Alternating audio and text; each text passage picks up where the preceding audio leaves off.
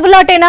తామేం చేసినా నవ్వుతారనే అపనమ్మకమో లేక తాము చేసిందే కామెడీ అన్న ఒళ్ళు బల్పో కానీ ఈ మధ్య కొందరు స్టాండప్ కమీడియన్లు ఇష్టం వచ్చినట్టు నోరు జారుతున్నారు.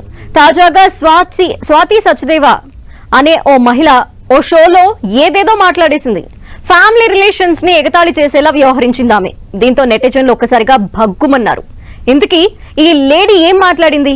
ఇలాంటోళ్ళని ఏం చేస్తే కంట్రోల్ అవుతారు?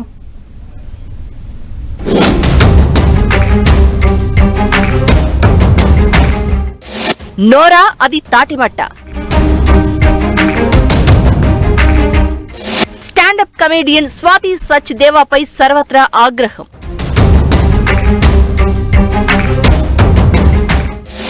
ఏది పడితే అది మాట్లాడేయడం, తర్వాత దాన్ని కామెడీ అనుకోమనడం. స్టాండప్ కమేడియన్ల తీరు ఈ మధ్య కాలంలో ఇదేలా ఉంటోంది. ఇప్పటికే ఇండియా గాట్ లాటెంట్ షోలో చేసిన వెధవ పనికి రణ్వీర్ అలాబాదియాపై విమర్శలతో పాటు ఓ రేంజ్ నిరసన వ్యక్తమవగా తాజాగా ఆ కోవలోకి lady standup comedian Swati Sachdeva చేరిపోయింది. తన తల్లితో అశ్లీల సంభాషణ చేసినట్లు చెప్పడంపై జనం భారీగా రియాక్ట్ అవుతున్నారు. సోషల్ మీడియా యుగంలో వ్యూవర్స్ ని ఆకర్షించడం కోసం నానా తిప్పలు పడుతూ ఉంటారు. అది కొంతవరకు అర్థం చేసుకోవచ్చు.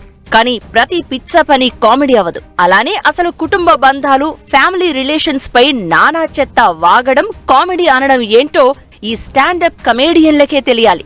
ఆడియన్స్ ని నవ్వించడానికి బూతులు మాట్లాడడం ఏంటి? దానికి తోడు ఈ ఆడియన్స్ అనే కేటగిరీని కూడా ఇలాంటి విషయాల్లో క్షమించకూడదు.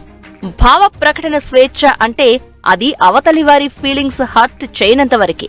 పైగా ఇలాంటి వదరుబోతుల మాటలను యథాతథంగా చెప్తే ఆ మాటల అర్థం ఏంటని ఇళ్లలో పిల్లలు అడిగినప్పుడు ఏమని జవాబు చెప్పాలి? ఇవే ప్రశ్నలను నెటిజన్లు సంధిస్తున్నారు.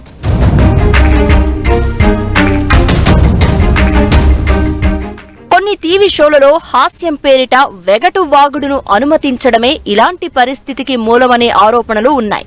ఓ 4 గోడల మధ్య కూర్చుని ఏదేదో వాగితే కొంతవరకు అర్థం చేసుకోవచ్చు. కానీ దాన్ని సమాజంలోకి వదిలినప్పుడే జాడ్యంగా మారుతుంది.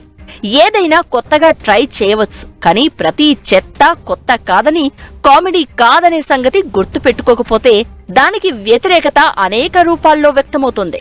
ప్రస్తుతానికి ఇలాంటి వదరుబోతుల జోలికి జనం పోవడం లేదు. అలా అని దాన్ని సమాజం అంగీకరించినట్లు కాదని కూడా గుర్తెరగాలి.